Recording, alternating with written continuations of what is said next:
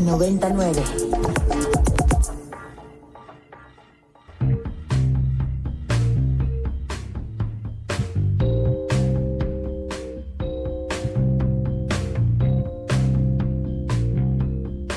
Desde el estudio B de Ibero 90.9, esto es Control de Cambios, una producción de Ibero 90.9 y la revista Nexos. Mi nombre es Valeria Villalobos Guizar. La prensa reproduce una narrativa muy poco crítica, que a los jóvenes no les importa irse de casa y vivir por su cuenta, o que prefieren compartir vivienda en vez de independizarse o llegar a adquirir una propia. Pero en realidad, esto solo encubre un problema que ha ido creciendo: la dificultad para que los jóvenes logren comprar su propio hogar. Entre los derechos humanos se encuentra el acceso a una vivienda adecuada y asequible. Todo el mundo debería tener derecho a una casa que pueda pagar. Sin embargo, estamos muy lejos de que el derecho a la vivienda digna sea la realidad, sobre todo para las nuevas generaciones que viven en la Ciudad de México. Máximo Ernesto Jaramillo, doctor en Sociología por el Colegio de México. Máximo, recientemente ganaste el Premio Nacional de Periodismo por tu investigación sobre lo inalcanzable que parece la vivienda en México para los jóvenes. ¿De dónde surgió tu interés por este tema?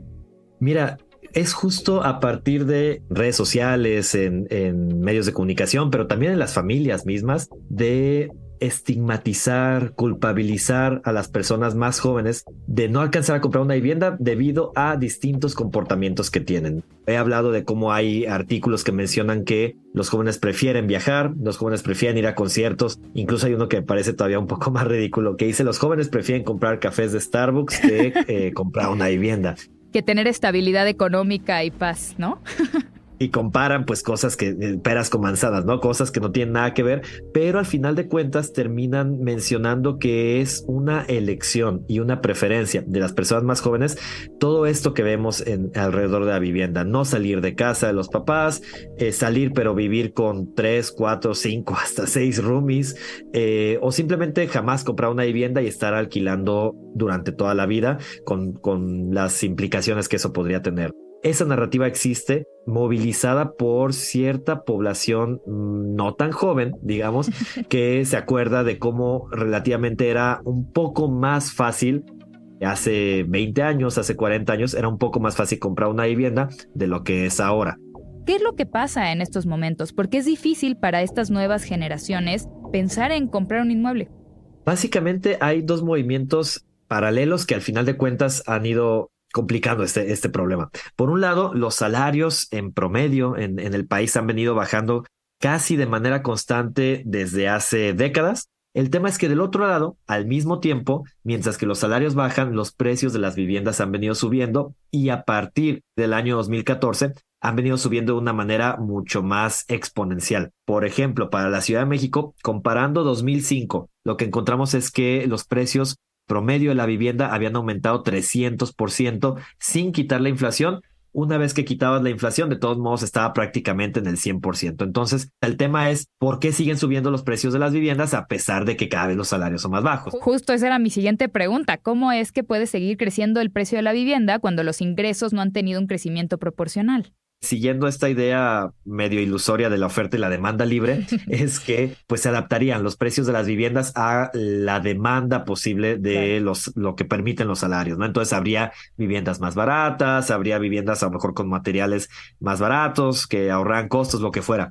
Lo que encontramos es lo contrario, y hay algunas explicaciones que surgen a nivel internacional que hablan de que la vivienda se ve cada vez más, o el mercado de la vivienda se ve cada vez más financiarizado. Es decir, la vivienda se ve cada vez más como un activo de inversión, un activo financiero, como un lugar donde invertir y guardar dinero y esperar que haya rendimientos anuales, y cada vez menos, o digamos, las que se compran son cada vez más por esa razón y menos en razón de simplemente satisfacer el lugar donde tienes que vivir. Incluso si ustedes se fijan en anuncios en Instagram, en redes sociales, van a ver cómo ofrecen muchísimas viviendas ahora para invertir. Te dicen: invierte esta vivienda, te garantizamos 15, yo he visto algunas hasta que dicen te garantizamos rendimientos de 30% anual, lo que ¡Qué significaría locura! que aumenta 30% el precio de esa vivienda solamente en un año. Claro, que ya está, es incluso parte de la propaganda, ¿no? Como el compra para rentar, compra como inversión. Ya ni siquiera es, te estoy vendiendo el speech de vas a vivir cómodamente en este lugar hiperlocalizado, con amenidades o tal, sino simplemente es un activo.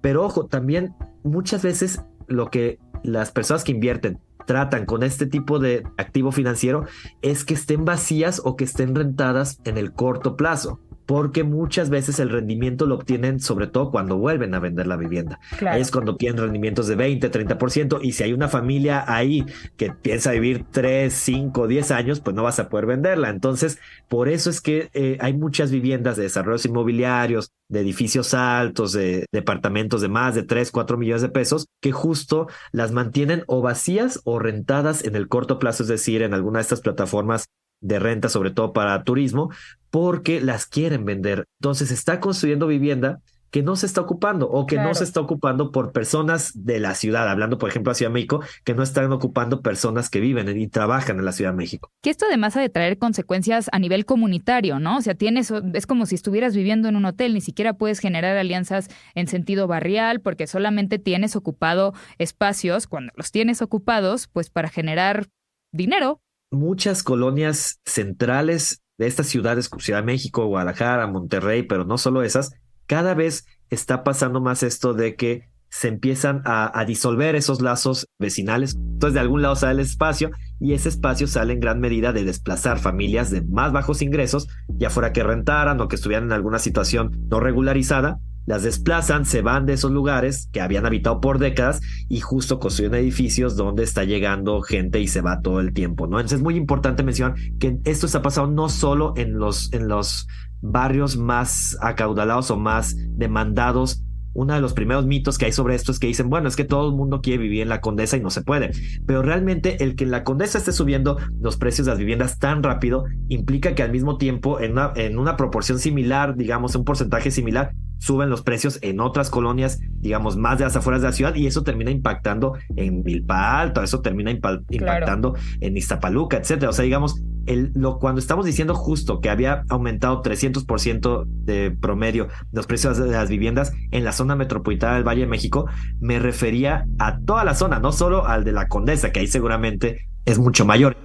¿Existe algún tipo de solución para frenar este aumento desmedido en el precio de la vivienda? Hay que regular el mercado de la vivienda. ¿Cómo regularlo es el tema? Hay muchos grados y muchos niveles, algo que se ha hecho en muchas ciudades y que es relativamente no tan fuerte para muchas personas, es simplemente el tema impositivo, el tema de impuestos. Por ejemplo, poner impuestos, a veces ponen sobretasas en el predial, a veces puede ser un impuesto nuevo, pero impuestos a las viviendas ociosas, les llaman, que son las viviendas que están vacías y están vacías normalmente a propósito, ¿no? Me parece que también un tema de dar más certidumbre a los inquilinos y los caseros en las ciudades con este tema de las leyes sobre el mercado inquilinario, las leyes inquilinarias podrían dar mucho mayor papel del gobierno al respecto, porque lo que sabemos es que el mercado se mueve solo, básicamente se mueve sin regulación, se mueve sin que el gobierno ni siquiera haga nada cuando la mitad de los contratos de arrendamiento en las ciudades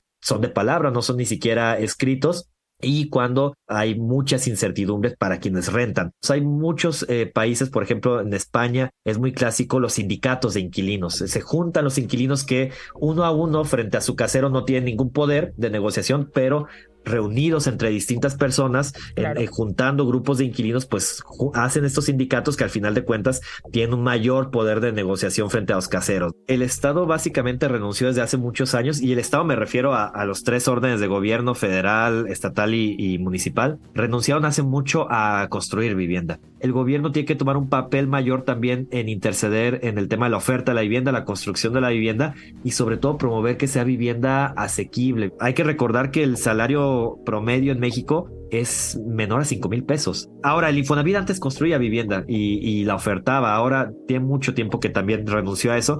Entonces son distintas instituciones, distintos órdenes, pero que tendrían que entrarle de una manera diferente al tema de la vivienda. Máximo Ernesto Jaramillo Molina, doctor en Sociología por el Colegio de México. Es cofundador y director del Instituto de Estudios sobre Desigualdad y del proyecto de divulgación Gatitos contra la Desigualdad. Pueden consultar lo que ha escrito en la revista en www.nexus.com.mx/control de cambios.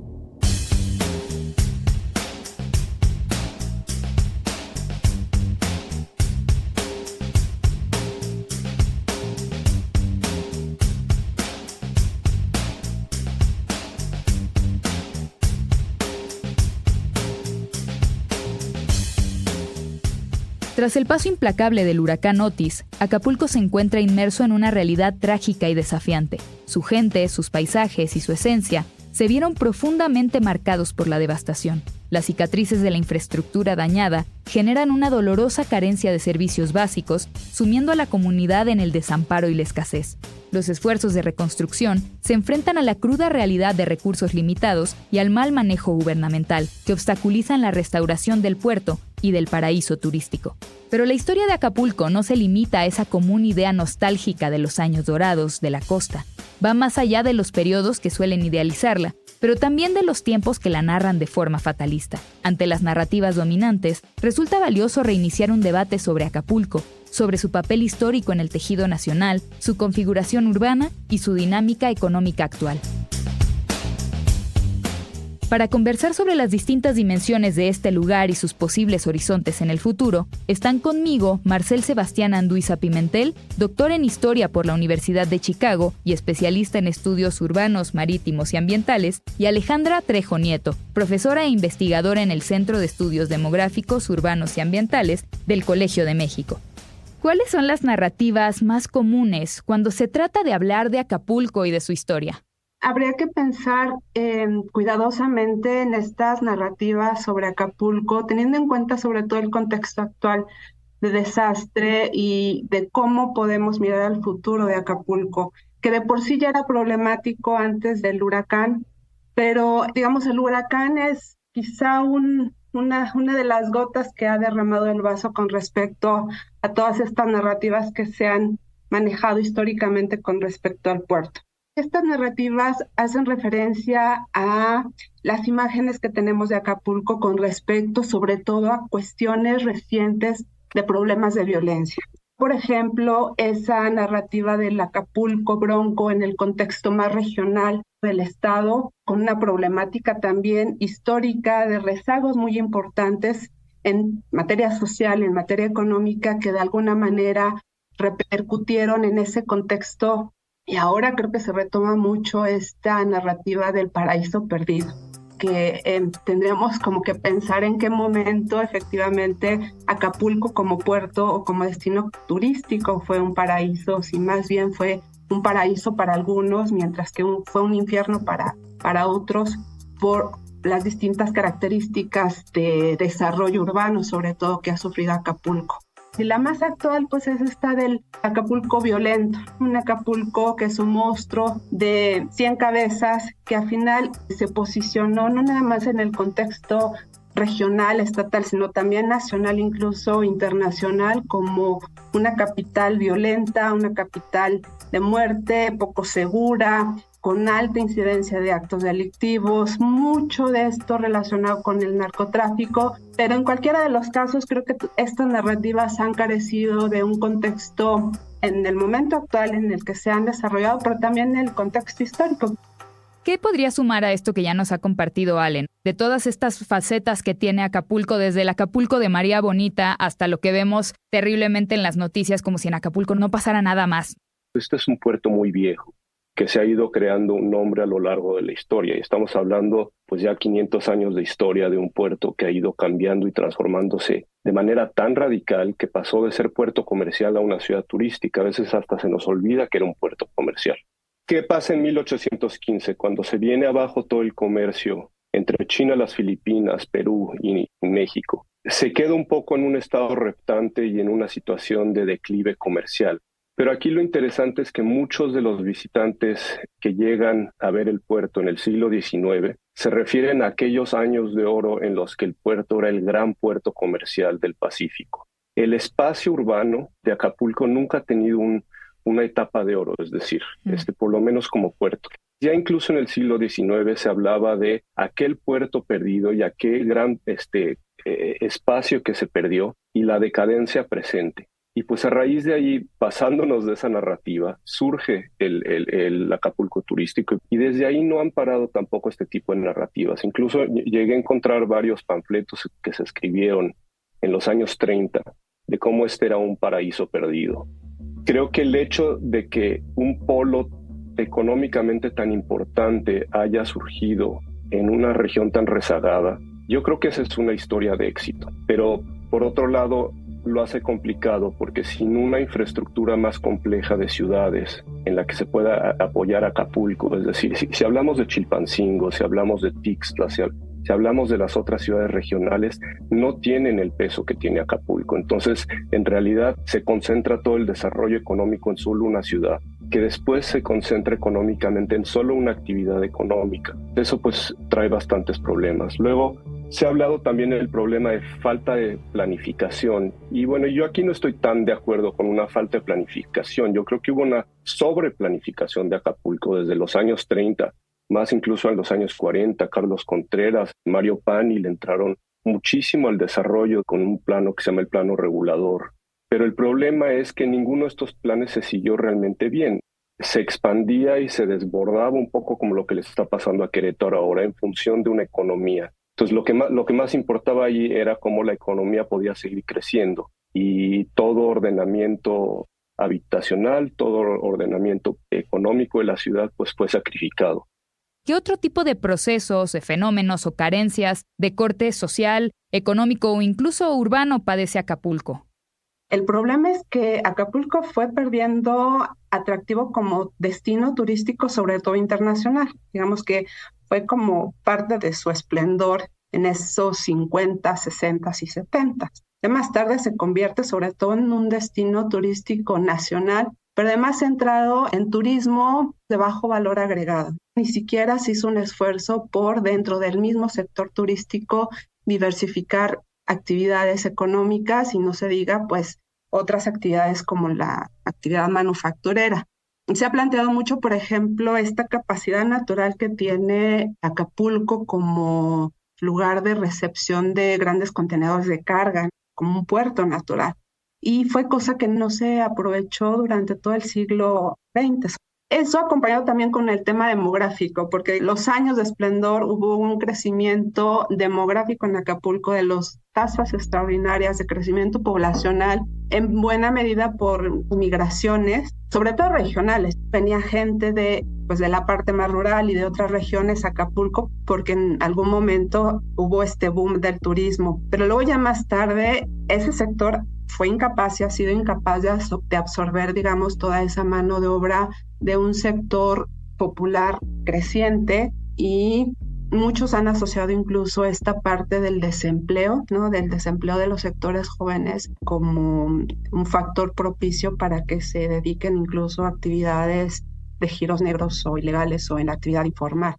¿Qué sigue para el puerto? ¿En qué áreas se debe de enfocar el gobierno para intentar subsanar las numerosas necesidades de Acapulco? En primer lugar por Otis, pero también por todo lo que ha transcurrido a lo largo de su historia y que tiene como deuda el gobierno con ese lugar. Un poco la estrategia es, como sociedad, como gobierno, de la mano también de los habitantes de Acapulco, ¿cómo podemos empezar a repensar y pensar en salidas de esta crisis? La única solución que siempre ahorita ponen es ¿cómo hacemos que el turismo regrese a la ciudad? Pues sí, es importante seguir cuidando esta industria turística, o en este caso reconstruyéndola, pero también pensar nuevas formas de cómo puede aportar Acapulco de otras maneras. Yo creo que también enfocarnos un poco en el tema medioambiental. Creo que el desorden realmente empezó en los años 70, cuando como reacción a Cancún, ya que el turismo de masas había despegado, se desarrolló el Acapulco Diamante. Ahora, el Acapulco Diamante se construyó en un área ecológica muy delicada. O sea, está lleno de lagunas, es una franja muy delicada entre el mar, toda la costera, pues. Y eso lo vimos con el huracán Paulina en el 97. Un problema, y fueron las mismas destrucciones que vimos ahora, ya se habían empezado a dar desde los años 90. Especialmente estas secciones que han sido construidas casi como aplastando a la arena contra el mar, eso ha sido, la verdad, un problema. Entonces está el tema medioambiental, que ya empezaba a surgir desde los años 70 y que empeoró en los años 80 y 90. Se hablaba de la contaminación de las playas, el problema del desagüe dentro de la ciudad. Y aunque no parezca, también es una ciudad a la que le hace falta agua. Por lo menos en su desarrollo inicial era un tema. Entonces, además de un gran proyecto de reconstrucción de Acapulco, también habría que pensar en cuál es el papel que tiene Acapulco en un sistema ambiental mucho más importante. Marcel Sebastián Anduiza Pimentel, doctor en Historia por la Universidad de Chicago y especialista en estudios urbanos, marítimos y ambientales, y Alejandra Trejo Nieto, profesora e investigadora en el Centro de Estudios Demográficos, Urbanos y Ambientales del Colegio de México. Control de Cambios es una producción de Ibero 90.9 y la revista Nexos. Mi nombre es Valeria Villalobos Guízar.